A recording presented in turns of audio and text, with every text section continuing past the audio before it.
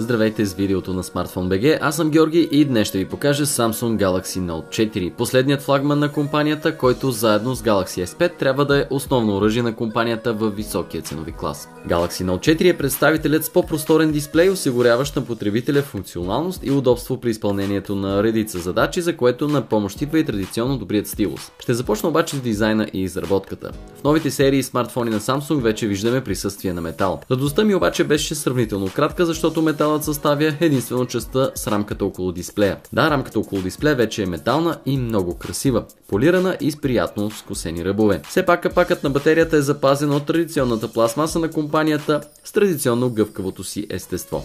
Разбира се, тази гъвкавост не бива да ни подлъгва, защото често пъти този тип пластмаса се деформира и наранява много по-трудно от металните повърхности при изпускане, да кажем. Текстурата на гърба отново е запазена, но като че ли тази в предишния вариант си остава мой фаворит, макар и много сходни една до друга. Смартфонът запазва формите, познати до момента, като дисплеят вече е не 5,5, а 5,7 инча, с което се доближава максимално до 6-инчовите фаблети, но все пак остава под тази общо взето психологическа граница. Въпреки това обаче ми се струва, че смартфонът можеше да бъде и малко по-компактен, като бъде намалена рамката около дисплея, да кажем, но като цяло имаме немалко хардуер в устройството, така че може би до някъде това е разбираемо. Освен в бяло и черно, Samsung предлагат устройството и в бледо-розово и в леко бронзов оттенък на корпуса, но за момента черните и бели модели се очакват като по-масови на нашия пазар. За останалото ще почакаме и ще видим. Дисплеят вече е подсилен най-вече от към резолюция, а пикселите, които ще открием в него, се равняват на 2К резолюцията от 2560 по 1440 пиксела.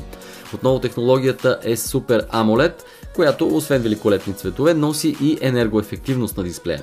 Така че качествата на дисплея са запазени, като вече и гъстотата на пикселите е увеличена. Допълнително те биват защитени от Corning Gorilla Glass 3 стъкло. Galaxy Note 4 е задвижван по традиция от две различни процесорни платформи в зависимост от моделите. Едната е базирана на последните разработки на Qualcomm и техния Snapdragon, а другата е собственост на Samsung. Платформата Exynos, която също е базирана на Cortex A7 и A15 ядрата. На практика тя работи с два комплекта от по 4 ядра, които работят по различно време в зависимост от натоварването на системата. Така се постига максимална енергоефективност и производителност. Енергоефективността се допълва и от Super Saving режима, който видяхме анонсиран още при Galaxy S5, превръщащ дисплея в черно-бял, за да се възползваме максимално от OLED пикселите и тяхната енергоефективност. Тестваният от мен модел не показа никакви проблеми с производителността, както при ежедневни задачи, така и при 3D натоварване. За това допринасят и 3 ГБ оперативна памет, разбира се. Паметта за данни пък е 32 ГБ стартово, като може да добавите в слота за карта памет до 128 допълнително. Note 4 пък получава и някои от екстрите, които видяхме и в Samsung Galaxy S5. Четец на пръстови отпечатъци и сензор за пулс точно под задната камера. Не е излишно да мерим пулса си, когато сме в различни състояния, като по-сериозно натоварване, да кажем, но от друга страна ми се струва, че четецът на пръстови отпечатъци трябва да бъде далеч по-оптимизиран. Определено имам претенции към коректната му и бърза работа. И двете камери вече са подобрени, като предната поддържа и широк ъгъл за правене на селфи. Задната камера вече е увеличена до 16 мегапиксела, като тя записва 4К видео, разбира се. Самата камера има чудесни, интересни софтуерни функции, които можете да използвате, приличен HDR, както и някои други опции за фокусиране на бекграунда или пък обекта, който е на преден план. Аз обаче имам някои забележки към цветовото възпроизвеждане при снимките, така че може би фаворит в този клас остава за мен поне камерата на Lenovo Z2 Vibe Pro. Разбира се, време е да споменем и стилусът, който не само е запазен, но и подобрен като качество, с по-добри нива на чувствителност при натиск на дисплея и разбира се остава верен помощник при редица задачи, сред които ще намерите опциите за мултитаскинг, размеряване на прозорци на екрана или просто при водене на бележки, които отново са запазени като различни опции. Приятно впечатление прави сигнализацията от телефона, когато стилусът е изваден, а вие се запътите на някъде без него.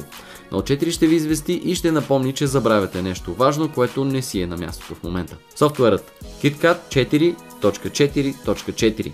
Последната към момента версия, която може да използвате, ако решите да се спрете на този смартфон. На финала съм длъжен да бъда честен. Galaxy Note 4 е много добър смартфон. Красив, бърз и удобен в множество ситуации.